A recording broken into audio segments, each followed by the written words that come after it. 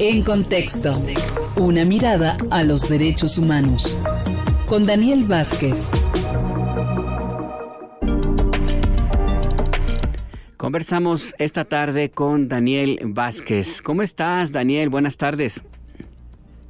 Hola Alberto, buenas tardes. Pues mira, ya soy de las víctimas del primer frente frío y de la primera ola de influenza.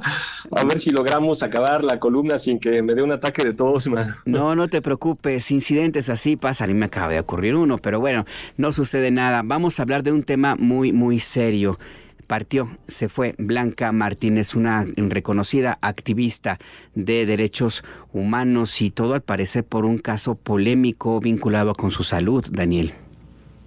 Una posible negligencia médica, es correcto. Mira, te cuento un poquito. Hace un par de años comencé a trabajar en la documentación del movimiento de derechos humanos en México, ¿no? El movimiento de derechos humanos arranca más o menos en 1984, básicamente con dos organizaciones: la Academia Mexicana de Derechos Humanos, que está conformada por intelectuales de izquierda como Rodolfo Stavenhagen o Mariclera Costa, y el Centro de Derechos Humanos de Francisco de Vitoria, que es de los dominicos. Ciertamente ya había algunas otras organizaciones antes, como Eureka, de doña Rosario Ibarra de Piedra, pero también Amnistía Internacional, pero 84 es el año que normalmente tomamos como punto de partida para mirar esas organizaciones. Y pensé en analizar justo lo que sucedía en estos orígenes del movimiento de derechos humanos, entre otras cosas porque es una historia viva. Nos habla de sus principales actores y actoras que todavía uno podía entrevistar y podía en consecuencia pues documentar sus historias, justamente incluso grabarlas, ¿no? Y tenerlas como parte de la memoria del movimiento de derechos humanos, aunque lamentablemente ya habían partido algunos de sus principales actores. Uno de ellos, el fray Miguel Concha, de la Orden Dominica, que fue cofundador tanto de la Academia Mexicana, por cierto, como del Vitoria, que falleció el 9 de enero del 2023. Ya había partido también el padre Chuche, el padre Jesús Maldonado, de la Orden Jesuita, que fue el fundador del Centro de Derechos Humanos Pro Juárez y falleció el 20 de septiembre del 2023. Y lamentablemente tuvimos una tercera pérdida muy importante de estos iniciadores del movimiento de derechos humanos, que es precisamente la partida de Blanca Martínez, quien falleció el pasado 10 de noviembre. Entonces, para contar un poquito esta historia, tenemos que recuperar, pues necesariamente el movimiento eclesiástico, ¿no? Que arranca con la Rerum Novarum, que es la encíclica que pone los cimientos para desarrollar lo que después se conoció como la doctrina social de la Iglesia. Y en ese marco, durante la década de los 70s, los 80s, desde los 60, incluso 60, 70 y 80, hubo una serie de obispos, los obispos amigos, que estaba Sergio Méndez Aceo, don Samuel Ruiz, José Pepe Yaguno, que Bartolomé Carrasco también en Oaxaca, que empezaron a desarrollar el movimiento eclesiástico de base, las comunidades eclesiales de base, a partir de esa doctrina social y a partir también de la teología de la liberación. Y esas comunidades lo que hacían era pues ir a vivir directamente a las comunidades, ir a vivir a las casas, a las calles de las personas que se encontraban en condiciones de pobreza, y empezar a detonar procesos de organización en torno al derecho a la vivienda, en torno al derecho a la vida digna, ¿no? Y esto fue la base en esos años 60 y 70 de lo que después fue el movimiento urbano popular. Y ese es el inicio de Blanca Martínez. Blanca Martínez es justamente parte de esas comunidades eclesiales de base. Ella, si bien nace en Torreón, se va a vivir muy chiquita, se va a vivir a Guanajuato, y en Guanajuato empieza a conformar, primero forma parte de estas comunidades eclesiales de base, y después se trabaja en los centros de apoyo y procesos sociales que se articulan con campesinos y obreros. Trabaja también en la Red Nacional de Educación Popular a finales de la década de los 70 y principios de los 80. Y se dedica sobre todo a la defensa de la tierra, de la vivienda, de la vida digna, ¿no? En esa época, te acordarás, en esos 80, en donde había cosas como la CEMPA, el Centro de Estudios del Movimiento Popular Agrario, la Coordinadora Nacional del Movimiento Urbano Popular, la CONAMUP, el Frente Auténtico del Trabajo, la Coordinadora Nacional del Plan de Ayala. Entonces ella se desarrolla durante toda esa década más o menos en ese ambiente. Después, a finales de los 80, a partir de la efervescencia popular que tuvimos, pues también tuvimos una reacción represora muy fuerte en esos años por parte del régimen priista, que se hacía evidente en detecciones arbitrarias, en tortura, en desapariciones, en desalojos.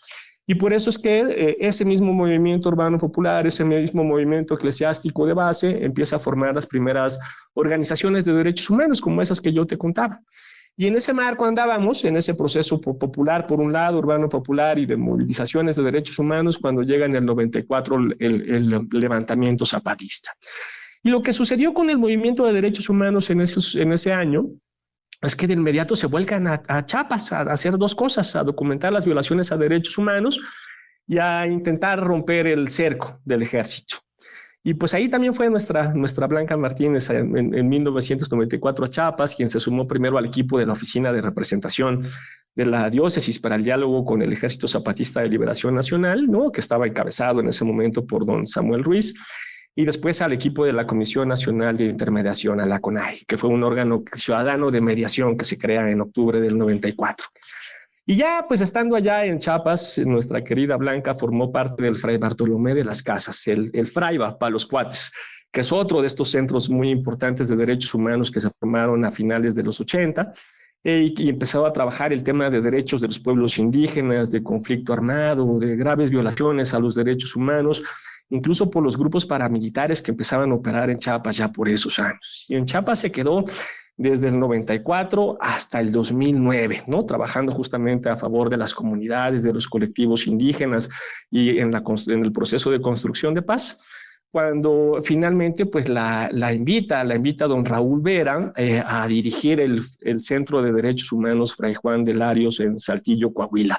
Fíjate que yo tuve oportunidad todavía en el marco de esta investigación de entrevistarla hace no más de 2 meses, y justamente me contaba, no, pues cuando me invitaron a Saltillo, yo dije, pues voy a regresar a casa, porque aunque ella vivió su niñez en Guanajuato, ella era de Torreón, y decía, además yo pensé que ya me hacía falta descansar y alejarme de la violencia propia de la zona de conflicto de Chiapas. Me contaba, sin saber exactamente qué era lo que me iba a encontrar en Coahuila en el 2009. Esto es muy importante, agosto del 2009. Porque claro, en cuanto llega qué era lo que sucedía en Coahuila en el 2009, pues desaparición de personas de forma masiva, en especial de compañeras, todas muy jóvenes, me decía, de migrantes, ejecuciones, desplazamientos, ¿no? Me decía en la grabación, llegué en julio del 2009 y todo estaba ardiendo en Coahuila, en Nuevo León, en Tamaulipas. Había ejecuciones todos los días de directores de las policías municipales, ¿no? Y entonces, pues eso que ella pensó que iba a ser un poco de descanso y calma, en realidad se convirtió en más trabajo, en un doble sentido. Trabajo en la organización o la coordinación de las organizaciones que ya trabajaban justamente en la zona del norte. Entonces, Fray Juan de Larios de inmediato se puso en contacto con CADAC en Monterrey, con COSIDAC en Chihuahua, también con las organizaciones que trabajaban en Tamaulipas, en Nuevo Laredo, para ver cómo iban a coordinar una estrategia de protección frente a ese panorama. Y por otro lado, de organización de las madres buscadoras de colectivos, ¿no? Y ahí nacieron las Fuerzas Unidas por Nuestros Desaparecidos en Coahuila, FUNDEC, que tuvo su presentación en diciembre del 2009. Fíjate, ya llega en agosto y en diciembre ya tenían creado a FUNDEC. Esta fue la primera noticia que tuvimos de madres buscadoras organizadas haciendo llamamientos políticos para voltear a mirar lo que sucedía precisamente en esa zona. Luego ya finalmente en noviembre del 2021 a mí me tocó ir a dar unos talleres de redes de macrocriminalidad y construcción de paz en Coahuila, y me sorprendió mucho que estando en Coahuila, en Saltillo, ¿no?, 2021, había muchos compañeros de Chiapas. Y yo les decía, bueno, del Fraiba en particular, y yo les decía, oigan compañeros, ¿y ustedes qué andan haciendo por acá? Y justo lo que me decían era que la violencia que estaban empezando a vivir ellos en Chiapas ya no tenía nada que ver con la violencia caciquil y paramilitar a la que ellos estaban acostumbrados a lidiar, ¿no? Me dicen, empezamos a tener lógicas de violencia que se parecen más a lo que sucedió justamente acá en el norte en el 2006, 2008, 2009, me dice, y no tenemos herramientas para lidiar con ello. Entonces, en ese sentido, también Blanca estaba empezando a vincular a los activistas del norte y del sur que se veían pues arrojados a esa vorágine que era la dinámica de violencia propiciada por redes de macrocriminalidad.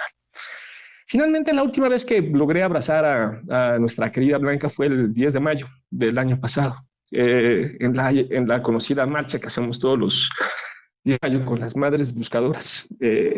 Y pues lamentablemente ya no está acá. Es otra de las formadoras del movimiento que se nos va, ¿no? Como siempre decimos en estos espacios, a luchadoras, a defensoras, a buscadoras como Blanca Martínez, nuestra solidaridad, nuestro aprecio. No un minuto de silencio, sino una vida de lucha. Nos va a hacer mucha falta, querido, nos va a hacer mucha falta. Exactamente. Eso quería charlar hoy. Sí, sí, la verdad que sí, la partida de Blanca Martínez es realmente lamentable, hará mucha falta en estos tiempos en México donde son tan necesarias las miradas, los corazones, las almas, el empeño, la voluntad de personas como Blanca Martínez, sobre todo ante este recorrido tan apretado que nos haces de esta historia reciente que a mí me queda claro, porque me ha tocado mucha parte de lo que tú nos has contado, estar atestiguándolo como periodista, que esta es una lucha que, a pesar de lo que pueda uno pensar que hay avances, todavía falta mucho por hacer y va a ser necesaria. Blanca Martínez, Daniel. Sí, nos queda todavía mucho que hacer para ese proceso de construcción de paz y solamente tal vez rematar con una cosa que pide la familia de Blanca en concreto. Pide que se investigue, como bien mencionabas.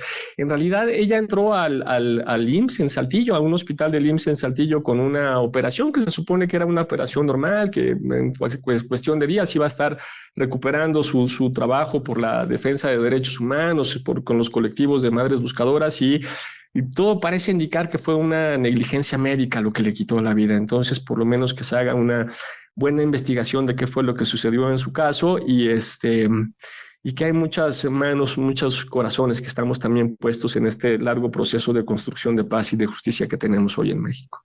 Y desde este micrófono, este espacio que es tuyo, Daniel Vázquez, ha también quedado claro esta exigencia que es necesario que se cumpla lo antes posible.